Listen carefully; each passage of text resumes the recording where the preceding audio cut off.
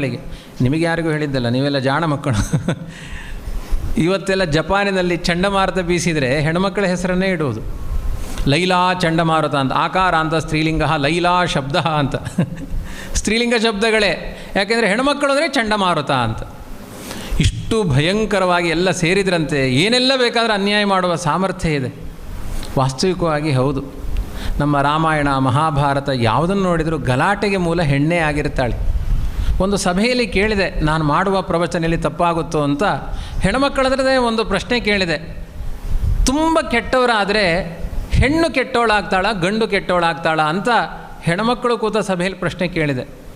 ಎಲ್ಲ ಹೆಣ್ಮಕ್ಕಳು ಕೈ ಎತ್ತಿ ಹೇಳಿದರು, ಹೆಣ್ಣಿನಷ್ಟು ಮಾರಿ ಭಯಂಕರ ಯಾರೂ ಇಲ್ಲ ಅಂತ ಹೆಣ್ಮಕ್ಕಳೇ ಹೇಳಿದ್ದು. ನಾನಿಲ್ಲಿ ಯಾರಿಗೂ ಪ್ರಶ್ನೆ ಕೇಳೋದೇ ಇಲ್ಲ, ಯಾಕೆಂದರೆ ನೀವೆಲ್ಲ ಒಳ್ಳೆಯವರೇ ಇದ್ದೀರಿ. ಅಲ್ಲಿ ಕೆಟ್ಟವರು ಇದ್ದರು, ಆವಾಗ ಅಲ್ಲಿ ಕೇಳಬೇಕಾಯ್ತು. ಈ ರೀತಿ ಒಂದು ಆ ಹೆಣ್ಣಿನಲ್ಲಿ ತುಂಬ ದೊಡ್ಡ ಕುಹಕತನ ಇದೆ, ದ್ವೇಷದ ಭಾವ ಇದೆ.